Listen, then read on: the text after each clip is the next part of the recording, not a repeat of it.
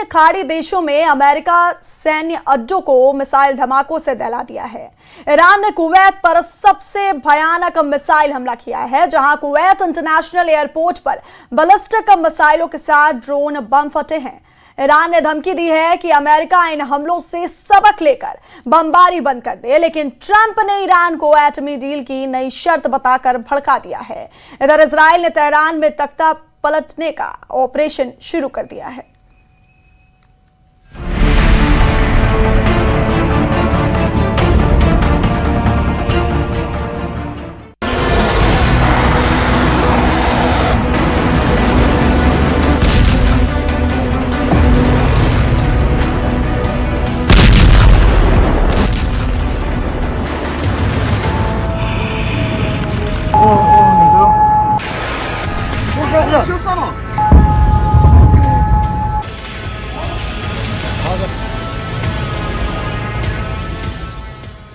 तेल के जहाज पर बमबारी, सैन्य अड्डों पर मिसाइलों की बौछार।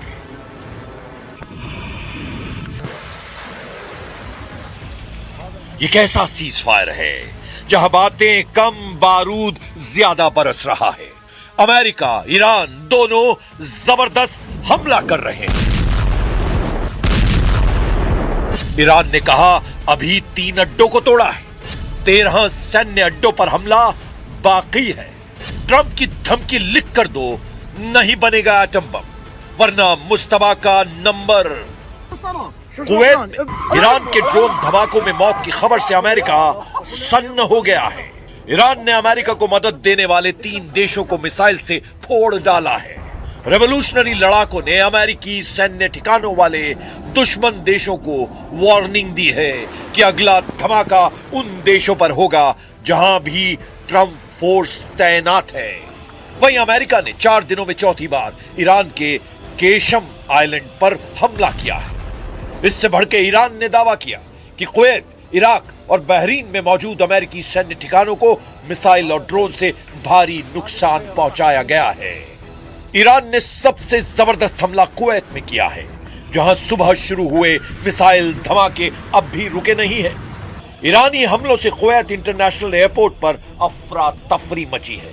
हालांकि कुवैत ने बयान जारी कर कहा है कि उसके एयर डिफेंस सिस्टम दुश्मन की मिसाइलों और ड्रोन को रोकने की पूरी कोशिश कर रहे हैं। ज्यादातर विस्फोट इंटरसेप्शन ऑपरेशन के चलते हुए हैं, लेकिन कुवैत में रिहायशी इलाकों में बारूदी तांडव दिखाई दिया है। ईरान की मिसाइल आंधी से कुवैत में इमरजेंसी जैसे हालात हैं। सेना ने लोगों के लिए एक और चेतावनी जारी की है। कुवैत सेना ने कहा है कि अगर कहीं मिसाइल ड्रोन दिखाई दें तो लोग उससे दूर हो जाएं। संदिग्ध सामान मिलने पर इमरजेंसी नंबर पर सूचना देने की अपील की गई है। कुवैत की तरह बहरीन और इराक में अमेरिकी ठिकानों पर हाई अलर्ट है। बहरीन के गृह मंत्रालय ने चेतावनी सायरन बजाए हैं और लोगों से शांत रहने की अपील की है। बहरीन में नागरिकों को नजदीकी सुरक्षित स्थानों पर जाने और सुरक्षा निर्देशों का पालन करने के लिए कहा गया है। ईरान के सरकारी ब्रॉडकास्टर IRIB ने सोशल मीडिया प्लेटफॉर्म X पर कई वीडियो शेयर कर घातक हमलों का दावा किया है। वीडियो में मिसाइलों को बहरीन और इराक के आसमान में विस्फोट का दावा किया जा रहा है, लेकिन अमेरिकी सेंट्रल कमांड ने ईरान के हमलों को खोखला दावा करार दिया है। सेंटकॉम ने कहा है कि ईरान ने बहरीन में US नेवी के 5वें बेड़े के मुख्यालय और एक अमेरिकी एयरबेस पर मिसाइल और ड्रोन हमले का दावा किया है, लेकिन सभी हवाई खतरों को समय रहते रोक दिया गया और किसी भी अमेरिकी सैन्य ठिकाने पर हमला सफल नहीं हुआ है। अमेरिका ने धमकी दी है कि ईरान पर कोई रहम नहीं किया जाएगा। जब तक ईरान अपने एटमी प्रोग्राम को पूरी तरह बंद नहीं करता, तब तक कोई भी प्रतिबंध नहीं हटाया जाएगा। Any sanctions relief is condition based, which means it has to be in return for the reason why those sanctions were put in place in the first place, which is their nuclear program. So yeah, look, Iran is being sanctioned because they enrich uranium. Iran is being sanctioned because they've highly enriched uranium. Iran is being sanctioned because of their nuclear activities. If they agree to give up those things, there will be sanctions relief associated with their commitment and compliance. America को Iran की leadership पर रत्ती भर भी भरोसा नहीं रह गया है। इसीलिए ट्रंप ने एटमी डील की नई शर्त लगा दी है। ट्रंप ने नई शर्त में कहा कि ईरान उन्हें लिखित आश्वासन दे तभी डील आगे बढ़ेगी। ट्रंप ने अपनी शर्त में यह भी कहा है कि परमाणु गतिविधियों पर ठोस समझौता होगा और इसके बाद ही अमेरिका ईरान को आर्थिक राहत देगा। ट्रंप का कोई पैंतरा अब तक ईरान पर काम नहीं आया है। अमेरिका के केशम आइलैंड पर बार बार हमले की वजह का भी पता चला है। अमेरिका की एटमी डील पर बार बार स्टैंड बदलने के बाद से ईरान ने खूंखार तेवर अपना लिए हैं। सुप्रीम लीडर मुस्तफा खामनेई ने secret war headquarter Qeshm island को एक्टिव कर दिया है।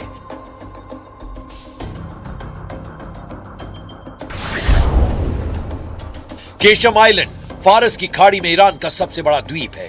यह हॉर्मुज स्ट्रेट के मुहाने पर है, जहां से दुनिया का लगभग 20 से 25% कच्चा तेल गुजरता है। 135 किलोमीटर लंबे आइलैंड में पहाड़ियों के नीचे ईरान ने सुरंगें और बंकर बनाए हैं। इन सुरंगों में सैकड़ों मिसाइलें तैनात की गई हैं। इन्हें मिसाइल फार्म भी कहा जाता है, जहां से ईरान लंबी और मीडियम रेंज की मिसाइलों को आसानी से लॉन्च कर रहा है। ये मिसाइलें फारस की खाड़ी में मौजूद किसी भी दुश्मन के जहाज को हिट कर रही हैं। मुस्तफा का यह अंडरग्राउंड युद्ध मुख्यालय गेम चेंजर साबित हो रहा है। ईरान ने केशम आइलैंड को ट्रंप के जंगी बेड़ों की तर्ज पर बना रखा है। इस आइलैंड की पूरी फिल्म ईरान ने रिलीज कर दुश्मनों के होश उड़ा दिए हैं। समुद्री मोर्चे पर ईरान ने अपना इरादा साफ कर दिया है। ईरान के हजारों ड्रोन अमेरिका की नौसेना पर हमले के लिए तैयार हैं। ईरान ने हॉर्मुज के आसपास टापुओं पर लड़ने के लिए अपने टैंक समंदर में उतार दिए हैं। ईरान के कमांडो भी सुरंगों से निकलकर लड़ने को तैयार हैं। और इन सब के पीछे खड़ी है ईरान की मिसाइल पावर, जिसके धमाकों की ताकत ट्रंप से बेहतर कौन जानता है। लेकिन इन सब के बीच अमेरिका को डराने वाली खबर केशम की मिसाइल सिटी से आई है। केशम आइलैंड की जमीन के नीचे मिसाइल बंकरों और ड्रोन बेस का एक बड़ा जाल है, जो यूएस के जंगी जहाजों को खाड़ी में पहुंचने से बहुत पहले ही ट्रैक कर लेता है, जिससे ईरान को पूरी तरह से स्ट्रेटेजिक दबदबा बनाने में आसानी हो रही है।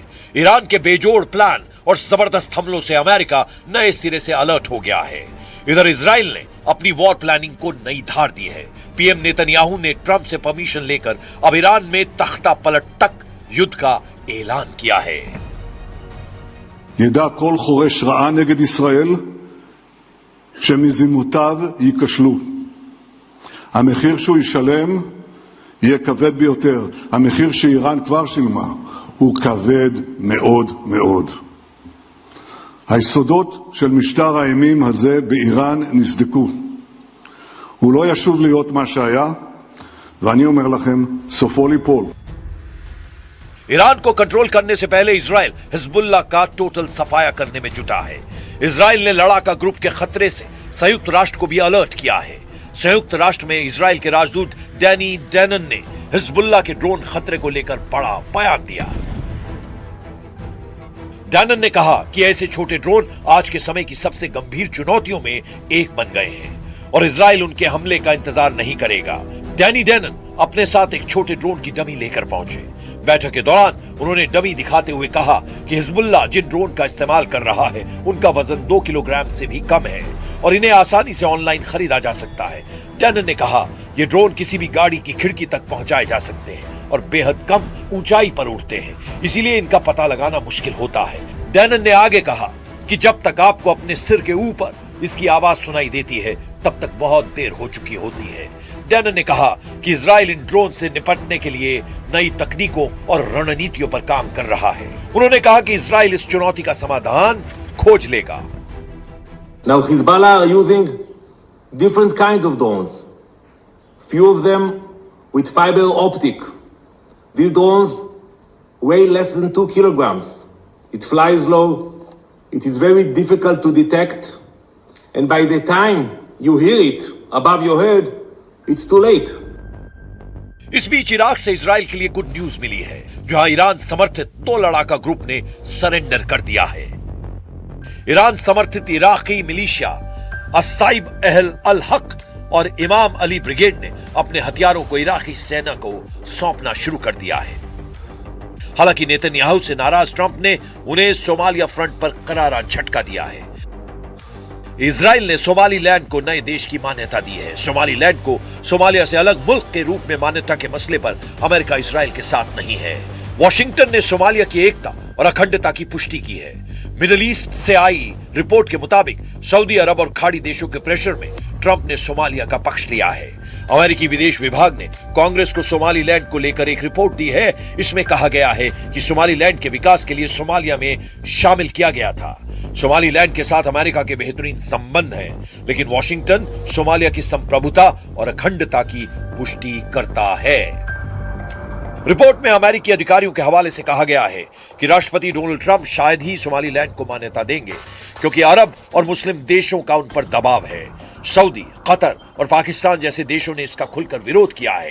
लेकिन इसका एक पहलू यह भी है कि ट्रंप सोमालीलैंड को मान्यता देने की बजाय पूरे सोमालिया को अपने कंट्रोल में लेने की कवायद शुरू कर सकते हैं।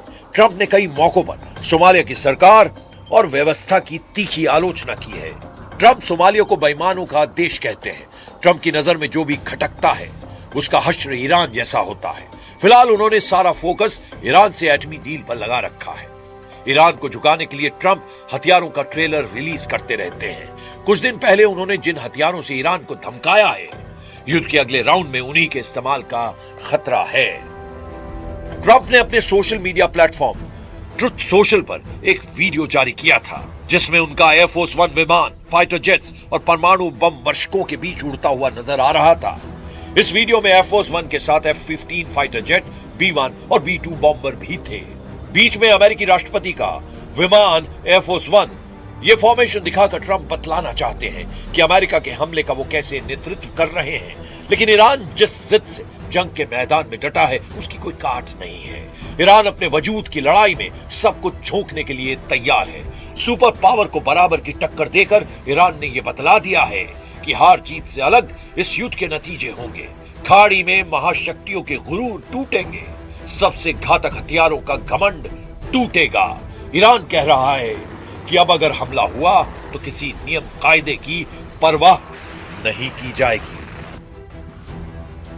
और यूक्रेन के बहुत ने रूस के हमलों का जबरदस्त जवाब देना शुरू कर दिया है। यूक्रेन ने सेंट पीटर्सबर्ग में रूस के तेल डिपो को मिसाइल धमाकों से उड़ा दिया है। यूक्रेन के ड्रोन हमलों से रूस के क्रोनस्टाड पोर्ट पर नेवी के जहाज को भारी नुकसान पहुंचा।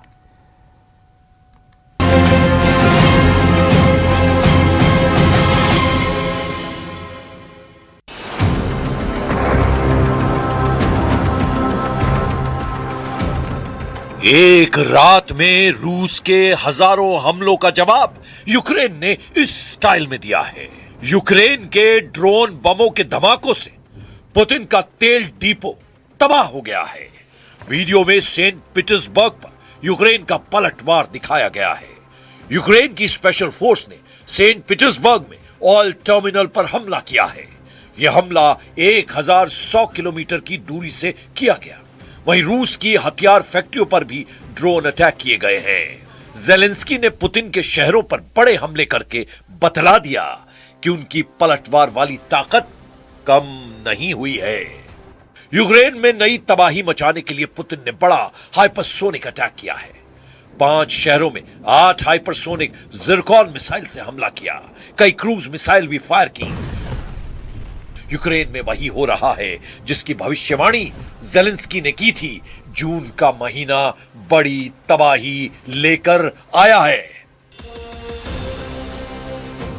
रूस ने एक ही रात में 73 मिसाइलें फायर की, 656 ड्रोन दागे। इनमें 8 हाइपरसोनिक मिसाइलें भी शामिल थीं, जिन्हें रोकना जेलेंस्की के बस की बात नहीं। इस हमले के निशाने पर रहे यूक्रेन के बड़े शहर, राजधानी कीव, निप्रो, ज़पोरिज़िया, पोल्टावा और खार्किव। खौफ ऐसा फैला कि लोग अपने घरों से निकलकर बेसमेंट, मेट्रो स्टेशन और गलियारों में छिपने को मजबूर हो गए। आसमान में धुएं का गुबार और जलते हुए मलबे ने हालात को भयावह बना दिया। यूक्रेन पर हमले रात में हुए और दिन में भी जारी रहे। Російських атак. Жорстокий був удар. Більше ніж 70 ракет, багато балістики, більше ніж 650 дронів за ніч. В день сьогодні росіяни продовжили атаки, ще близько 100 дронів було. यूक्रेन का जरा हाल देखिए। कुछ इलाकों में रिहायशी इमारतें पूरी तरह ढह गईं। मलबे के नीचे अब भी कई लोगों के फंसे होने की आशंका है। इसी तबाही को रोकने के लिए जेलेंस्की ने ट्रंप और यूरोप के सामने बड़ी डिमांड रख दी है। जेलेंस्की ने यूरोप से एयर डिफेंस सिस्टम मांगा है और ट्रंप से भी मांगी है patriot air defence missile. Мої співчуття усім, хто втратив рідних та близьких. Вкотре Путін зі своїм божевіллям перемогли життя звичайних дітей. Житлові будинки, поліклініку в Києві, шахеди були проти багатоповерхівок. Ukraine बहुत मुश्किल में है। पुतिन अब जेलेंस्की को रिफाइनरी को टारगेट करने की सजा दे रहे हैं। यूक्रेन में हालात बहुत खराब हैं। कई इलाकों में बिजली गुल हो गई है। साफ नजर आ रहा है कि यूक्रेन का युद्ध बहुत ही खतरनाक मोड़ पर पहुंच गया है। लेकिन पुतिन इस बार आर पार के मूड में है।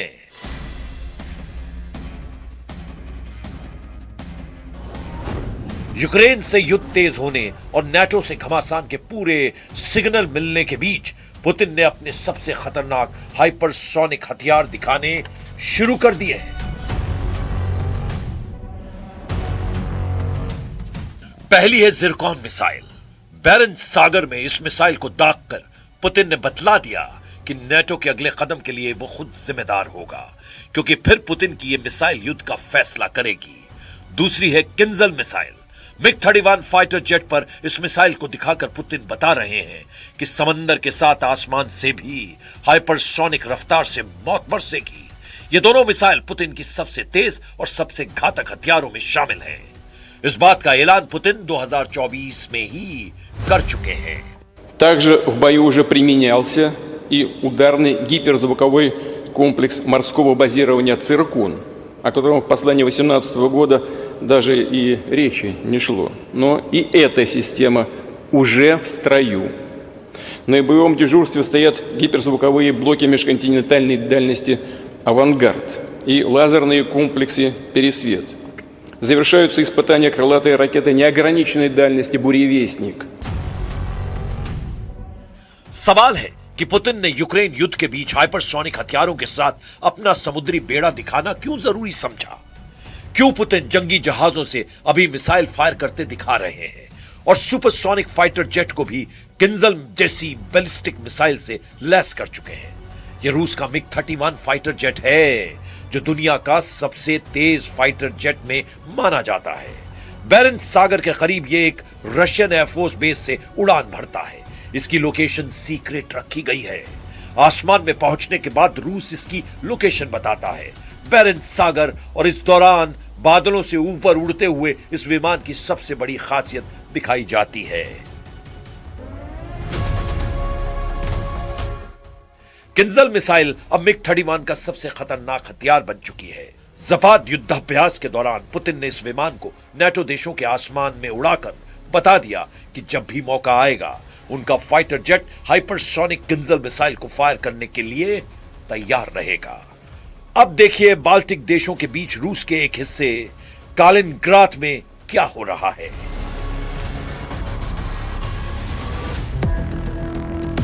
यह है पुतिन का छोटी दूरी का बहुत ही खतरनाक बैलिस्टिक मिसाइल सिस्टम इस्कंदर। इसे इस जगह छिपा कर रखा गया था। अब ज़पाद युद्धाभ्यास के दौरान इसकी तैयारी आजमाई जा रही है।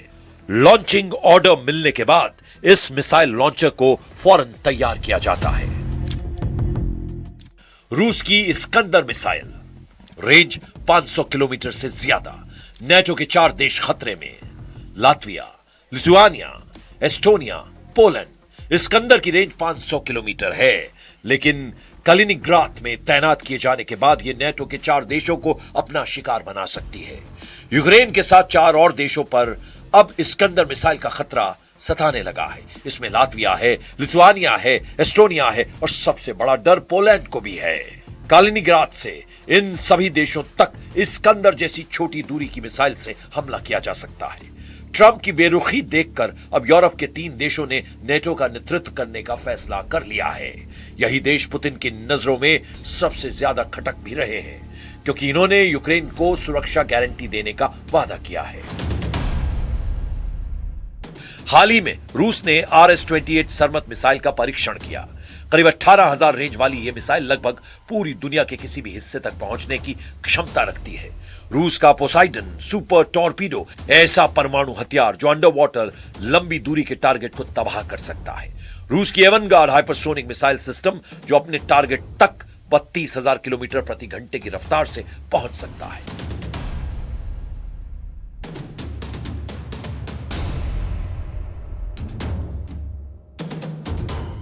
और इसी बीच नेटो सीमा पर भी युद्ध भड़कने का खतरा बढ़ता जा रहा है। रोमानिया में मिला जिंदा गोला, पोलैंड में एयर अलर्ट, ब्लैक सी में बढ़ती मिलिट्री एक्टिविटी। अगर एक मिसाइल नेटो सीमा के अंदर फट गई तो क्या नेटो सीधे युद्ध में उतर जाएगा? क्या यूक्रेन युद्ध अब यूरोप की सीमाएं तोड़ने वाला है?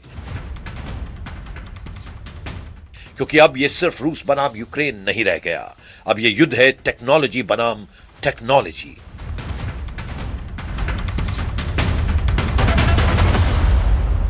ड्रोन बनाम ड्रोन, यानी अब यह सिर्फ जमीन की लड़ाई नहीं, नैरेटिव की भी लड़ाई बन गई है। कौन ज्यादा ताकतवर दिख रहा है, कौन ज्यादा डर पैदा कर रहा है, कौन दुनिया का समर्थन जीत रहा है और कौन दुश्मन की जनता का मनोबल तोड़ रहा है।